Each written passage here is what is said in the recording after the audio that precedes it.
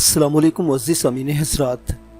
आइए सुनते हैं एक ऐसे सादा दिल नौजवान का फसाना हयात जिसके लहू में मोहब्बत की खुशबू और आंखों में सुनहरे ख्वाब थे, जिनकी हिफाजत के लिए इसे एक तवील मगर अज़ियत भरा सफ़र दरपेश था। उर्दू नावल साशा किस्त नंबर 5। वो कल की तरह आज भी कैद खाने के फर्श पर बिछी बदबूदार गोदड़ी पर औंधा लेटा हुआ था।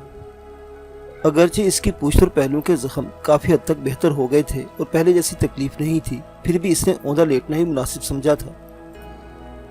इस तरह वो एक तरफ तो एहतियात बरत कर अपने जख्मों को ज़रर पहुंचने से बचाने की कोशिश कर रहा था, तो दूसरी तरफ कैद खाने के निगरानों को तबीब के इस बयान की यकीन दहानी करवानी मकसूद थी कि इसके कुछ जख्म बुरी तरह बिगड़ चुके हैं।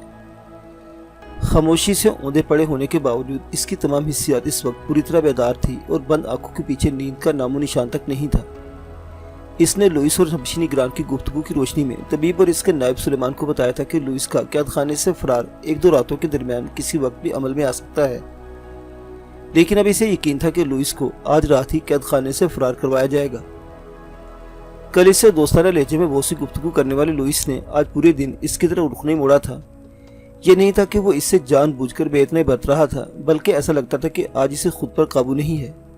वो सख्त इज़्तिराब और बेचैन दिखाई देता था। इस इज़्तिराब के बायस कभी वो मुख्तसर कैद खाने में चहलकदमी करने लगता था, कभी घुटनों में मुंह देकर बैठ जाता था, कभी खलाओं में तकने लगता और कभी बड़बड़ाता हुआ किसी ऐसी हस्ती से गुफ्तगू करने लगता जो इस कैद खाने में तो कहीं दिखाई नहीं देती थी, लेकिन इसके पर्दा ख्याल पर यकीनन पूरी आबोताब से मौजूद थी।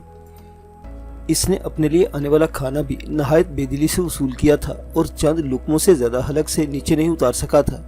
दिन के आखिरी खाने के बाद जब इस तारीख कैद खाने में अंधेरे मजीद दबीज हो गए तो लुइस ने बाकी कैदियों की तरह लेटकर सोने की कोशिश भी नहीं की थी। अपनी जगह पर लेटा साशा, जो कनेक्टियों से इसकी निगरानी कर रहा था, इसके हेले को एक दीवार के साथ पूंछ से टिकाए बैठा देख सकता था। अंधेरा और खामोशी दोनों ही बहुत गहरे थे, इसलिए साशे के कानों ने कैद खाने में उभरने वाली इस मामूली आहट को सुन लिया। लुइस ने भी यकीनन आहट सुनी थी, इसलिए भड़क कर अपनी जगह से उठ खड़ा हुआ। साशे ने अलबत्ता जरा भी हरकत नहीं की और पहले ही की तरह बेहिस हरकत पड़ा रहा। इसके कान बहुत एहतियात से उठने वाले कदमों की मामूली आहटें सुन रहे थे। आहटों से वाज़ेह था कि आने वाला फर्द वाहिद है। फूंक फूंक कर कदम उठाता वो लुइस की सलाखदार खिड़की के सामने आ रुका और बआइस्तगी कुफल में कुंजी घुमाई। कोठरी का दरवाज़ा खुला, लुइस खामोशी से आने वाले के साथ रवाना हो गया। साशा की तेज समातों ने आखिरी हद तक इनके जाते हुए कदमों की आवाज़ें सुनी, फिर कैद खाने में मुहिब सन्नाटा छा गया। ये सन्नाटा सिर्फ तहखाने में कायम इस कैद खाने तक ही महदूद था और यहाँ से बाहर जाने वाले लुइस को खबर नहीं थी कि खामोशी के जुलों में कैसे कैसे हंगामे इसे छाप लेने के तैयार हैं। अब तुम आज़ाद हो और उस खुफिया तहखाने तक मेरी रहनुमाई कर सकते जहाँ अबू याया को मतलूब वो अजूबा और नादिर नक्शा महफूज है। कैद खाने से बाहर आज़ाद फ़ज़ा में सांस लेते ही लुइस के हम कदम कैद खाने के हबशी निगरान ने इसके कानों में सरगोशी की। मुझे तुम्हारी रहनुमाई नहीं बल्कि नक्शे की दस्तयाबी का फरीज़ा सौंपा गया है और इस फरीज़े को मुझे तने तनहा इंजाम देना है। तुम और तुम्हारे साथी कसर के बाहर मेरा इंतज़ार करो। जब मैं अमीरजादी के साथ ज़्यादा राह से लदे घोड़ी की पीठ पर सवार हूँगा तो नक्शा तुम्हारे हवाले कर दिया जाएगा। लुइस ने खुश्क लहजे में हबशी निगरान को जवाब दिया। इस जवाब को सुनकर वो अपने दांत कचकचाकर रह गया, लेकिन फिर दानिस्ता मुस्कुराने की कोशिश करते हुए बोला, बेहतर होगा कि तुम अपनी मदद के लिए एक साथी को साथ रखो जो किसी मुश्किल सूरत में तुम्हारा साथ दे सके। अगर वहाँ कोई मुश्किल मेरी मुंतज़िर हुई तो वो यकीनन ऐसी होगी कि किसी एक आध फर्द का साथ इसे मेरे साथ मौत की आगोश में ले जाने के सिवा कुछ नहीं कर सकेगा। इसलिए बेहतर है कि तुम इस मामले में मेरे साथ बहस ना करो और इससे कबल के मैं किसी की नज़र में आऊँ, मुझे मेरे काम के लिए जाने दो। तुम ज़्यादा से ज़्यादा मेरी इतनी मदद कर सकते हो कि अपनी ये तलवार मेरे हवाले कर दो। लुइस ने अचानक ही बेहद फुर्ती से काम लेते हबशी की तलवार इसकी कमर से बंधी नियाम से खींच ली और उछलकर इससे कुछ फासले पर जा खड़ा हुआ। ये क्या हरकत है? हबशी निगरान तिलमिलाया। तुमने मुझे एक साथी की पेशकश की थी और एक मर्द के लिए तलवार से बेहतर खतरात का कोई साथी नहीं हो सकता।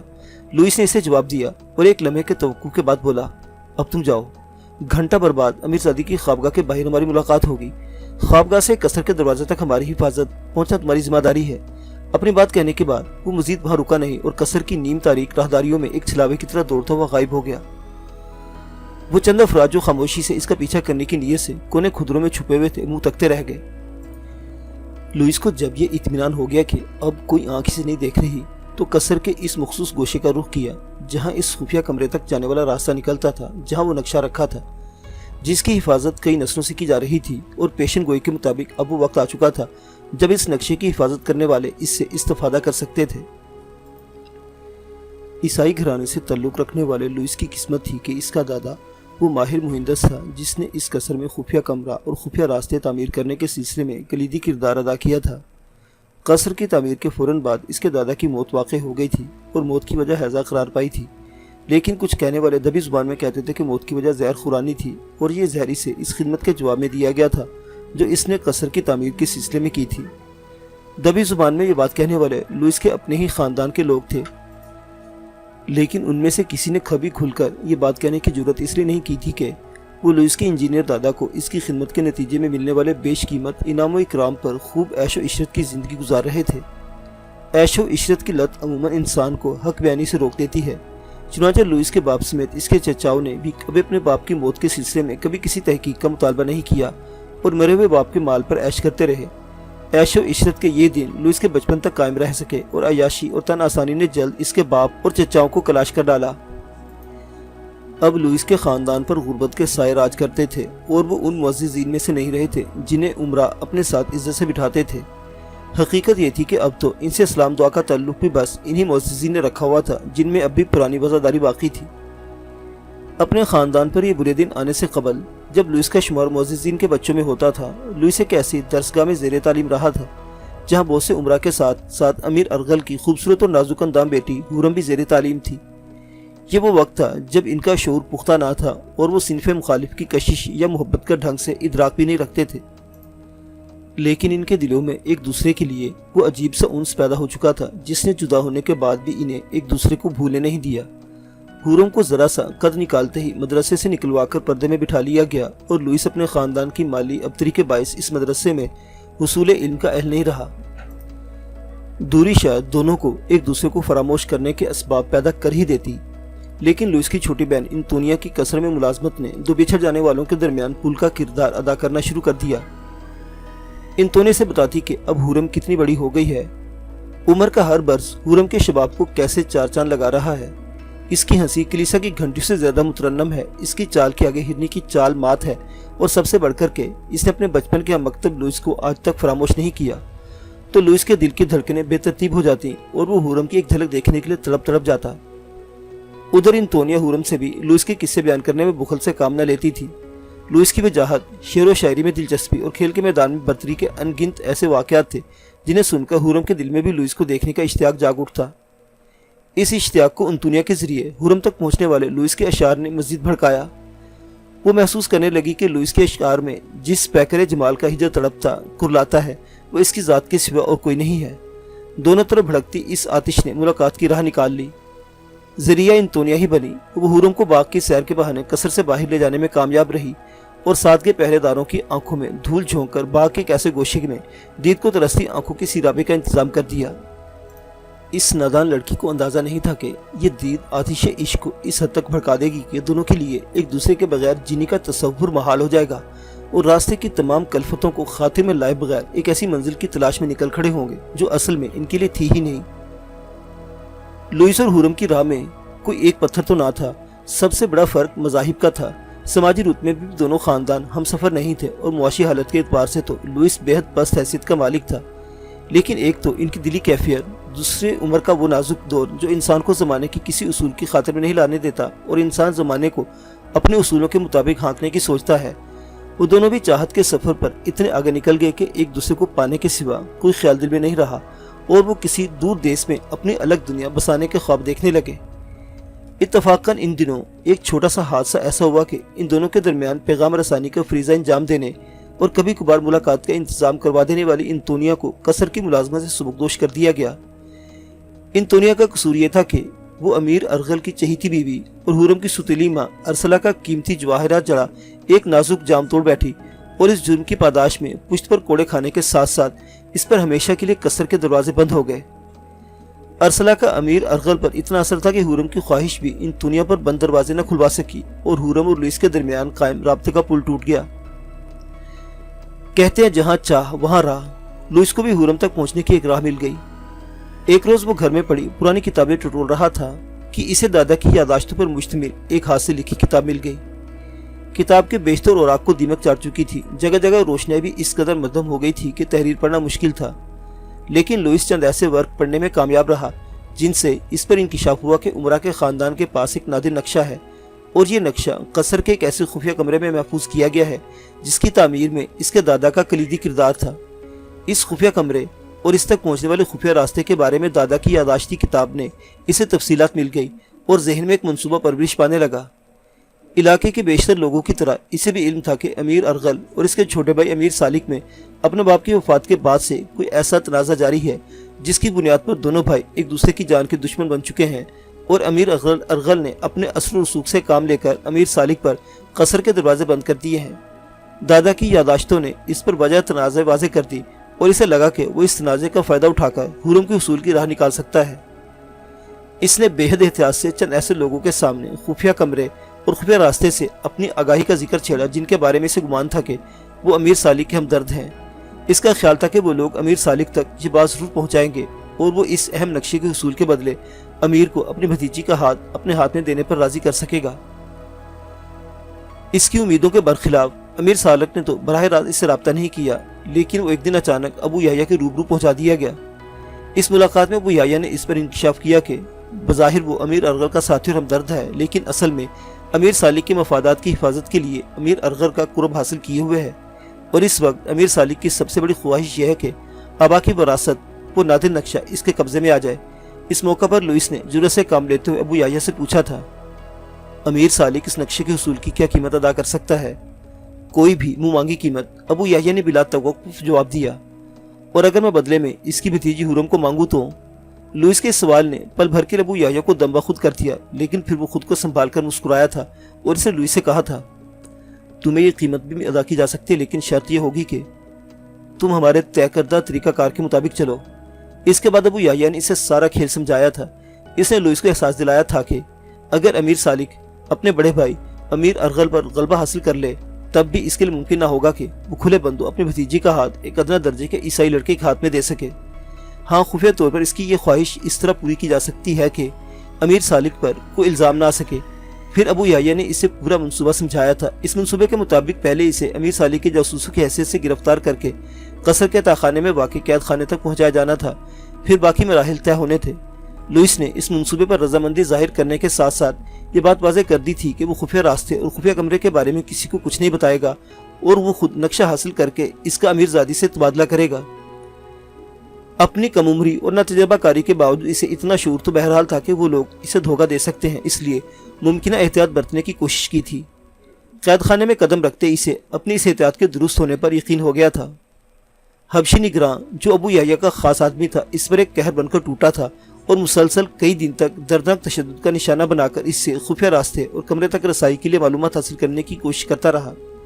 लुइस के लिए इस तशद्दुद के आगे जुबान बंद रखना आसान नहीं था, लेकिन वो जानता था कि इसकी खामोशी ही हुरम के उसूल के साथ साथ इसकी ज़िंदगी की ज़मानत है। चुनांचे नहायत इस्तक़लाल से ज़बाबंदी पर कायम रहा। इसके हक़ में सिर्फ एक बात अच्छी थी और वो ये कि इस पर जुल्म के पहाड़ तोड़ने वालों के पास ज़्यादा मोहलत नहीं थी और वो एक बार फिर तशद्दुद की राह छोड़कर इसके साथ सौदेबाजी पर मजबूर हो गए थे। लुइस इनसे अपने मुतालबात मनवाने के बाद इस वक्त खाने से बाहर एक ऐसी सुरंग से गुजर रहा था जिसे यकीनन बहुत कम इंसानी कदमों का लम्स नसीब हुआ था, लेकिन हैरत अंगेज तौर पर ये सुरंग बिल्कुल साफ सुथरी थी और इसमें कहीं भी मकड़ियों के जाले या गर्दो गुबार नजर नहीं आता था। सुरंग की ऊंचाई कम होने के बायस लुइस को अपना सर कदरे झुकाकर गुजरना पड़ रहा था, लेकिन ये बहुत तकलीफदेह नहीं था। सुरंग में हवा की आमदोरफ्त के लिए भी यकीनन कोई इंतजाम था, इसलिए वो हल्का सा हबस तो जरूर महसूस कर रहा था, लेकिन ऐसी घुटन नहीं थी कि इसे अपना सांस रुकता हुआ महसूस होता। करीबन 6-7 मिनट चलने के बाद वो एक ऐसे मुकाम पर पहुंच गया जहां सुरंग 3 शाखों में तकसीम हो रही थी। इसकी जगह अगर कोई और आदमी होता तो यकीनन तजब्जुब में पड़ जाता कि इन तीनों में से किस शाख का इंतखाब करे, लेकिन इसके सामने ऐसी कोई उलझन नहीं थी। दादा का तैयार करदा वो नक्शा इसके दिमाग में पूरी तरह नक्श था और इसे अच्छी तरह मालूम था कि इसे कौन सा रास्ता इख्तियार करना है। वो पूरे एतमाद से आगे बढ़ा और दरमियानी शाख में कदम रखा, लेकिन पहले कदम के बाद दूसरा कदम उठाने की जहमत नहीं की और पंजों के बल नीचे बैठ गया और अपने हाथ में मौजूद मिशल नीचे करके गौर से सुरंग के फर्श का जायजा लेने लगा। आंखों के साथ साथ वो अपने हाथ का इस्तेमाल भी कर रहा था और इसके दाएं हाथ की उंगलियां मुसलसल जमीन को टटोल रही थी। आखिर इसने वो दर्ज ढूंढ निकाली जो फर्श पर किसी जोड़ की निशानदेही कर रही थी। दर्ज इतनी मामूली थी कि वो इसे उंगलियों से महसूस तो कर सकता था, लेकिन इसकी कोई उंगली इस दर्ज में दाखिल होकर इस सिल को नहीं खिसका सकती थी जिसके नीचे वो खुफिया कमरा मौजूद था, जिसकी तलाश में जाने कौन कौन सरगर्दा था।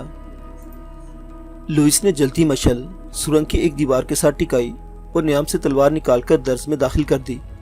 अब वो तलवार के जरा जोर से खुफिया रास्ते पर मौजूद इस सिल को बाईं तरफ धकेलने की कोशिश कर रहा था। इसे अपनी तवक्को से बहुत कम कुव्वत खर्च करनी पड़ी और सिल खिसक कर किसी नामालूम खांचे में समा गई। अब इसके सामने एक चुकोर खला था और इस खला से नीचे की समझ जाती पत्थर की सीढ़ियां साफ नजर आ रही थी। वो इन सीढ़ियों को अपने पास मौजूद मशल की रोशनी के बगैर भी देख सकता था और इसकी जो रोशनी थी जिसका मंबा इस खुफिया कमरे या तहखाने में कहीं मौजूद था। लुइस ने अपनी तलवार को मजबूती से थामा और खला में से गुजरकर सीढ़ी के कदमचे पर पैर धरा। कदम कदम नीचे उतरते हुए वो अपने समात पर भी पूरा जोर दे रहा था, लेकिन अभी तक इसे कोई ऐसी आवाज सुनाई नहीं दी थी जिसके बायस वो वहां किसी की जी नफ्स की मौजूदगी का गुमान करता। सीढ़ियां उतरकर नीचे पहुंचने के बाद इसकी आंखें दंग रह गई। इसके सामने मौजूद वो कमरा बहुत वसी नहीं था, लेकिन इसकी बनावट और सजावट काबिले दीद थी। दीदा जेब पत्थरों से तराश कर बनाए गए इस कमरे की दीवारों पर हाथ से बनी चंद कदीम तस्वीर आवेजा थी।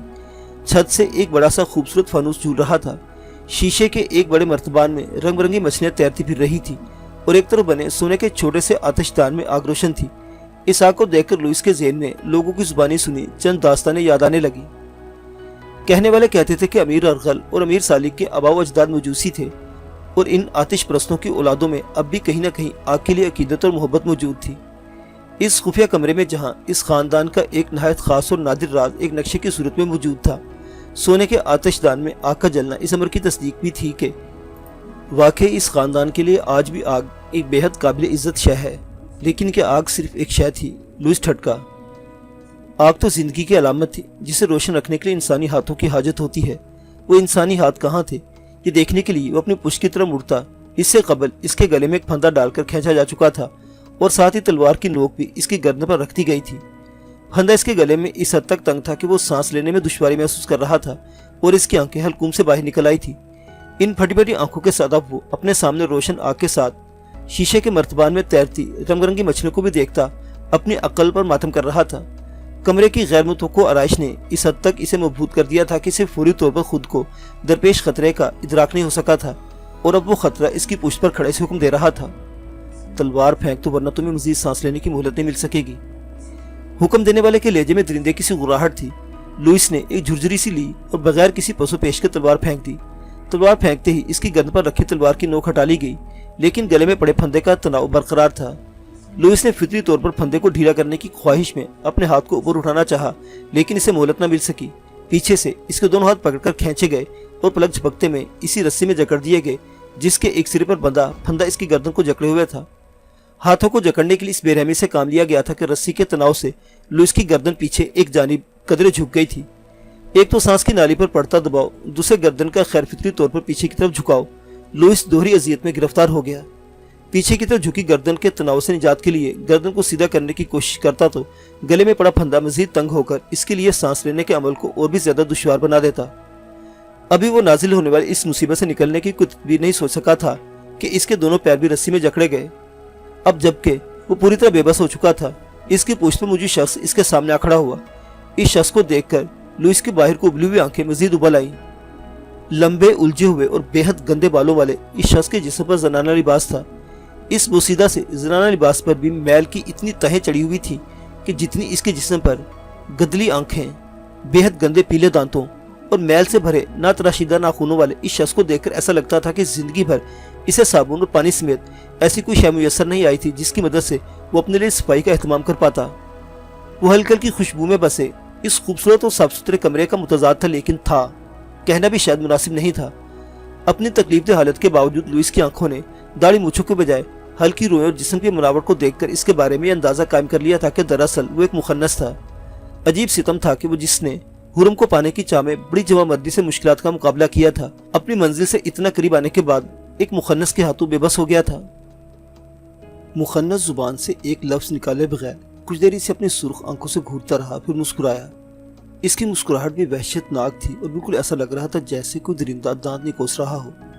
लुइस ने इससे मुखातिब होकर कुछ कहने की कोशिश की, लेकिन इसके हलक से महज एक खरखराहट निकल कर रह गई। इसे लगा कि इसकी इस बेबसी ने मुखन्नस को लुत्फ दिया हो। इसकी गदली सुर्ख आंखों में एक कीना तोस सी चमक दिखाई दी थी। दम इस बार भी इसे जुबान से कुछ न कहा और यकदम ही आगे बढ़कर लुइस को अपने शाने पर लाद लिया। इसके जिस्म से उठती बू लुइस के नथनों में घुसने लगी अभी तक वो इस बू को कमरे में रची महक की वजह से महसूस नहीं कर सका था, लेकिन इसके शाने पर लदे होने के बाइस इस बदबू ने मुफर नहीं था। मजबूत काठी के मेले कुचाले मुखन्नस ने पलक झपकते में इस समेत सीढ़ियां तय की और चकोर खला से बाहर इसे सुरंग के फर्श पर पटक कर साबिका गुर्राहट अमीज लहजे में 2 लफ्ज़ ही हुक्म दिया, वापिस जा। इस हुक्म को सादिर करने के बाद वो खुद वापस खला में गायब हो गया और इसके गायब होते ही खला भी गायब हो गया। अब लुइस बेबसी के आलम में सुरंग के फर्श पर पड़ा था और इसके करीबी वो मशल जल रही थी जिसे वो नीचे उतरने से कबल एक दीवार से टिका कर रख गया था। अब मैं क्या करूं? वीरान सुरंग में इधर उधर नजर दौड़ाते हुए लुइस ने खुद से सवाल किया तो वो बेहद मायूस और एहसास शिकस्त से निढाल था। वो जानता था कि इस नाकामी के बाद इसकी जिंदगी में कुछ बाकी नहीं बचा है और अब वो हुरम को पाना तो दरकिनार अपनी जिंदगी बचाने के लिए भी कुछ नहीं कर सकेगा। तो फिर क्या मुझे यहीं पड़े पड़े अब इस मौत का इंतजार करना चाहिए जो मेरा मुकद्दर हो चुकी है? मायूसी के आलम में खुद किए जाने वाले इस सवाल पर वो झुरझुरी लेकर रह गया। इसे मालूम था कि इस जगह पड़े पड़े मौत का इंतजार करना कितना दर्दनाक होगा। फाका कशी से वाक़ होने वाली मौत जितनी सुस्त रफ्तार होती है इतनी ही अंधोनाक भी। इस मौत में जिस्म का एक एक खलिया अपने अंदर से जिंदगी को निकलता महसूस करता है और जालिम जिंदगी इतनी मुश्किल से जिस्म का साथ छोड़ती है कि मौत इसके मुकाबले में कहीं ज्यादा मेहरबान महसूस होती है। मौत मेरा मुकद्दर ही सही, मैं इससे एक आखिरी जंग जरूर लड़ूंगा। अपनी दर्दनाक मौत के तस्वुर ने इसके मायूस दिलो दिमाग में अज़म जगाया तो एक हल भी सुझाई दे गया। इसने फर्श पर पड़े पड़े अपने बंधे हुए पैरों को बुलंद किया और सुरंग की दीवार पर उस जगह रखा जिसके ऐन नीचे इसकी रखी हुई मशल मौजूद थी। जलती मशल के शोले की तपश ने फौरन ही इसके पैरों को झुलसाना शुरू कर दिया, लेकिन वो दांत पर दांत जमाए इस बेइंतहा अज़ियत को बर्दाश्त करता रहा। आखिरकार इसका मकसद पूरा हुआ और आग ने इसके पैरों को जकड़ने वाली रस्सी को जलाना शुरू कर दिया। जलने से रस्सी कमजोर पड़ी तो इसे झटका देकर तोड़ डाला।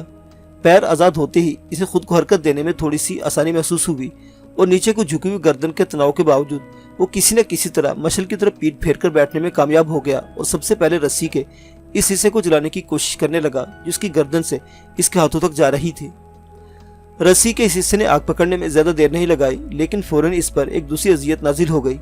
रस्सी के साथ साथ पुष्ट पर से इसके लिबास ने भी आग पकड़ ली और वो ये तकलीफ ऐसी थी कि वो अपने पैरों की झुलसने की तकलीफ फरामोश कर बैठा। अजियत से निढाल इसके गले से चंद घुटी घुटी चीखें निकली और इसने आग बुझाने की ख्वाहिश में दीवानवर अपनी पुष्ट को दीवार से रगड़ डाला। इस कोशिश में इसके गले पर बेतहाशा दबाव पड़ा। करीब था कि इसकी सांस रुक जाती कि एक मौजज़ा सा हुआ और हाथ और गर्दन को एक दूसरे से मुंसलिक करने वाली रस्सी टूट गई।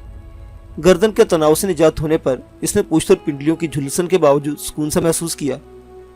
इसे अंदाजा था कि पुश्त पर इसकी झुलस जाने वाली खाल दीवार के रगड़ के बायस उधड़ चुकी है, लेकिन इसके पास इस अजियत को बर्दाश्त करने के सिवा कुछ चारा ना था। यूं भी अब अजियत पर वो जोश हावी होने लगा था जो अपने जिस्म को बंदिशों से आज़ाद होता देखकर इसके अंदर बेदार हो गया था। खुद को एक बार फिर अजियत से गुजारने के लिए ज़हनी तौर पर तैयार करके इस बार इसने अपने हाथों की बंदिशों से आज़ाद कराने के लिए मशल के आगे कर दिया। इसकी कोशिश थी कि आग इसकी जिल्द को कम से कम नुकसान पहुंचे और रस्सी जल जाए, लेकिन एहतियात के बावजूद इसे इतनी शदीद तकलीफ से गुजरना पड़ा कि इसके होंठों से कराहें निकलती चली गई और आंखों से आंसू बह बह कर रुखसारों पर फैलते रहे। बहरहाल इसकी कुर्बानी रंग लाई और वो हाथों की बंदिशों से भी आज़ाद हो गया। हाथ आज़ाद होते इसने सबसे पहले गले में मौजूद फंदा निकालकर फेंका और फिर अपने हाथों को देखा। कलाइयों पर से जिल्द बुरी तरह जल चुकी थी और हाथों की पूंछ पर आंवले नजर आ रहे थे।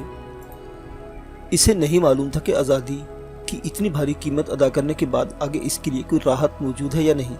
बस इतना इत्मीनान था कि किसी दुश्मन से सामना हो तो बिल्कुल बेबसी की हालत में नहीं मारा जाएगा। मशल को हाथ में उठाए इसका ज़हन मुसलसल आगे का लाएमल सोच रहा था। इस बात का तो सवाल ही पैदा नहीं होता था कि वो दोबारा खुफिया रास्ता खोलकर उस कमरे में जाकर वो नक्शा हासिल करने की कोशिश करेगा जिसके बदले से हुरम समेत कसर से फरार करवाने का वादा किया गया था। अंदर नक्शे की हिफाजत में बैठा शख्स इससे बेहतर मुकाम पर था और इस बार भी इसे आसानी से जेर कर सकता था। हाँ, एक बार इसके दिल में ख्वाहिश जरूर उभरी के खुफिया रास्ता खोलते और जलती मशल अंदर फेंक कर इस कमरे में आग लगा दे ताकि इसके लिए इतनी शदीद तकलीफ का सबब बनने वाला शख्स जलकर भस्म हो जाए। लेकिन फिर इसने इस ख्वाहिश से दस्तबरदार हो जाना ही मुनासिब समझा। ये जरूरी नहीं था कि मशल फेंकने से पूरे कमरे में ऐसी आग भड़क उठे कि वहां मौजूद शख्स बेबस हो जाए। हाँ, इसकी इस हरकत से वो शख्स मुश्तिल जरूर हो जाता और इश्तियाल के आलम में वो इस बार इससे अपनी जाबख्शी की उम्मीद नहीं रख सकता था। चुनांचे लौट जाना ही मुनासिब समझा। अब इसके ज़हन में सिर्फ इतना था कि किसी तरह हुरम के कमरे तक पहुंच जाए और वहां मुंतजिर अबू याया के आदमियों को नक्शे के उसूल के बारे में यकीन दहानी करवा कर इन्हें खुद को और हुरम को कसर के दरवाजे से बाहर पहुंचाने पर राजी कर ले। तकलीफ के बाइस सुरंग से वापसी के सफर में इसे पहले के मुकाबले में ज्यादा वक्त लगा। सुरंग में आमदोरफ्त का खुफिया रास्ता खोलने से कबल इसने अपने हाथ में मौजूद मशल बुझा दी, लेकिन इसे हाथ से न छोड़ा। अब यही वाहिद शय इसके पास रह गई थी जिसे वो किसी हद तक अपने दिफा के लिए इस्तेमाल कर सकता था। हर कदम पर जिस्म के झुलसे हुए हिस्सों की तकलीफ के बाइस होंठों से निकलती सिसकियों को दबाता बिल आखिर उस कमरे में पहुंच गया जिसमें कुछ खानदानी यादगारें कबाड़ की तरह जमा थी। बुजुर्गों की निशानी के तौर पर रखी गई इन मामूली अशिया से किसी को दिलचस्पी नहीं थी और बस कभी कभी एक मुलाजिम कमरे में आकर इनकी झाड़ पोंछ कर देता था, या कभी अमीर खुद को बुजुर्गों का कदरदान जाहिर करने के लिए इस कमरे का चक्कर काट जाता था। यह तो किसी को गुमान नहीं था कि इस कमरे में कोई ऐसा खुफिया रास्ता मौजूद है जो किसी सुरंग के जरिए इस कमरे तक जाता है जहां इस खानदान का सबसे बड़ा राज महफूज है। लुइस अपने दादा की तहरीरी यादाश्तें खंगालने पर इस राज से वाकिफ हुआ था, लेकिन इसे अफसोस था कि दादा की यादाश्तों से इसे कसर का मुकम्मल नक्शा मुयस्सर ना आ सका। अगर ऐसा हो जाता तो वो अबू याह्या और इसके आदमियों से मदद लेने पर मजबूर नहीं होता और हुरम को किसी खुफिया रास्ते से कसर से निकाल ले जाता। इसे यकीन था कि कसर से बाहर जाने के लिए एक से ज्यादा खुफिया रास्ते होंगे, लेकिन इसके पास इतनी मोहलत नहीं थी कि वो ऐसे किसी रास्ते को तलाश कर सकता। इसे अबू याह्या के आदमियों पर ही इन्हिसार करना था और इन लोगों से वो किसी जहरीले सांप से भी ज्यादा मोहताज था। यादगारों वाले कमरे से बाहर आने के बाद वो सांस भी बेपना एहतियात से ले रहा था। इसे खदशा था कि अबू याह्या के आदमी इसकी ताक में कसर के चप्पे चप्पे पर फैले हुए होंगे और इनकी पूरी कोशिश होगी कि इसकी अमीरजादी के ख्वाबगाह तक पहुंचने से कब्र इसे छाप कर इससे वो नक्शा बाजियाब करवा लें। मुमकिन तौर पर अपने ताक में मौजूद इन अफराद से बचने के लिए वो कसर की नीम तारीख राहदारियों में बिल्ली की चाल चलता दीवारों के साथ लगकर गुजर रहा था। एक दो जगह इसे रात के पहरेदार भी दिखाई दिए तो वो इनसे कनी कुतराकर गुजरता चला गया। इन संगीन लम्हात में इसका दिल कनपट्टियों में धड़क रहा था और वो जानता था कि अबू याह्या के आदमियों और कसर के पहरेदारों दोनों से इसे यकसा खतरा दरपेश है। दोनों ही इसके हाथों पकड़े जाने की सूरत में मौत इसकी मुंतजिर होगी। ये मौत इस पर इसी सूरत टल सकती थी कि वो बाहिफाजत अमीरजादी के कमरे तक पहुंच जाता और इसकी ढाल बन जाती। जो अमीरजादी की ख्वाबगाह तक फासला कम हो रहा था, इसका हौसला बढ़ता जा रहा था, लेकिन किसी किसी लम्हे इसे यूं महसूस होता था कि कुछ अनदेखे साए इसके ताक़ुब में है। एक आध जगह वो किसी की मौजूदगी के ख्याल से भड़का भी, लेकिन जब कुछ न हुआ तो अपने एहसास को वाहमा करार देकर झटक डाला। नीम तारीख राहदारियों और बंद दरवाजों वाले कमरों के सामने से गुजरते बिलाखिर वो उस राहदारी में पहुंचने में कामयाब हो गया जिसका तीसरा दरवाजा हुरम की ख्वाबगाह में खुलता था। इसे कभी हुरम की ख्वाबगाह तक आने का मौका नहीं मिला था, लेकिन इन तोनिया और खुद हुरम की जुबानी वो ख्वाबगाह तक के रास्ते और दीगर तफसीलात से इस कदर वाकिफ था कि आंखें बंद करके भी वहां पहुंच सकता था। कुछ मालूमात इसे अबू याह्या के साथियों ने फराहम की थी और साथ ही इसके और हुरम के दरमियान पैगाम रसानी का जरिया भी बने थे। इसी से यकीन था कि बज़ाहिर बंद नजर आने वाले हुरम की ख्वाबगाह का दरवाजा इस वक्त अंदर से बंद होगा। दरवाजे के सामने पहुंचकर इसने इस पर हल्का सा हाथ का दबाव डाला तो इसके फौरन खुल जाने से ऐसी राहत महसूस हुई कि लगा जिस्म के जलते हुए जख्मों पर किसी ने ठंडा मरहम रख दिया हो। एक बेताबी के आलम में इसने दरवाजे को पूरी तरह धकेला और अंदर दाखिल हो गया। रात के इस पहर कसर के बाकी हिस्सों की तरह ख्वाबगाह में भी बहुत हल्की रोशनी थी। इस हल्की रोशनी में इसने खाली पड़ी वज़ी और इस मुसैरी को देखा तो हुरम की तलाश में गर्दन को दाएं बाएं जुम्बश देने की कोशिश की, लेकिन इसे इस कोशिश में कामयाबी हासिल नहीं हो सकी। वो लोग यकीनन इसकी पुष्ट पर मौजूद दरवाजे को दाएं बाएं छुपे हुए थे, जिनके हाथों में मौजूद तलवारों और भालों ने इसे अपने हिसार में ले लिया था कि वो मामूली सी हरकत भी करता तो हुरम की ख्वाबगाह का फर्श इसके खून से रंगीन हो जाता। एहसास शिकस्त से निढाल इसने अपने हाथ में मौजूद बुझी हुई मशल पर से अपनी गिरफ्त खत्म कर दी। खामोशी से हमारे साथ चलो, नहीं तो अमीरजादी हुरम की ख्वाबगाह में तुम्हारी मौजूदगी इतना बड़ा जुर्म है कि अगर यही तुम्हारी गर्दन उड़ा दी जाए तो कोई एतराज करने वाला नहीं होगा। इसे घेरने वालों में से एक ने हुक्म दिया तो इसके पास इस हुक्म की तामील से इनकार की जरूरत नहीं थी। हाँ, नजरों ने जरूर एक बार हुरम की वसी और शानदार ख्वाबगाह के हर गोशी का जायजा लिया। कमरे के कीमती साजो सामान से गवाही दी थी कि वो हुरम दुख्तर अरगल की ही ख्वाबगाह है, लेकिन खुद इसकी वजूद इस ख्वाबगाह से गायब था। मायूस और शिकस्तगी के बोझ से लदा वो हथियार बदस्त आदमियों के नरखे में जिस जगह पहुंचाया गया वो यकीनी तौर पर एक कैदखाना था, लेकिन उस कैदखाने से बिल्कुल अलग थलग जिसमें अब तक इसका क्याम रहा था। इस कैदखाने में कदम रखते इसे किसी के ऐसे चीखने की आवाज़ आई जैसे इसे ज़िबा किया जा रहा हो। जल्दी इसे एक सलाखदार कोठरी की छत से उल्टा लटकाकर लहूलुहान आदमी दिखाई दे गया। आदमी का चेहरा अपने खून में लथपथ था, इसलिए फौरी तौर पर इसे शनाख्त नहीं कर सका, लेकिन फिर इसके डेल डोल और रंगने से बता दिया कि وہ قید خانے کا حبشی نگران اور ابو یحییٰ کا خاص آدمی ہے۔ حبشی نگران کو اس حال میں دیکھ کر اسے کوئی شک نہ رہا کہ اس وقت وہ براہ راست امیر ارغل کا قیدی ہے۔ اس انکشاف کے بعد اس کے دل میں امید کی اگر کوئی ہلکی سی کرن باقی تھی تو وہ بھی معدوم ہو گئی، اور وہ سپاہیوں کے حکم پر ایسے اپنے لیے کھولے جانے والی سلاخدار کوٹھی میں داخل ہوا جیسے سیدھا تختہ دار پر چڑھایا جا رہا ہو۔ معزز سامعین حضرات، ساشا کی حیرت انگیز داستان ابھی جاری ہے، بقیہ واقعات اگلی قسط میں دیکھتے رہیے اردو کلاسک۔ اللہ حافظ۔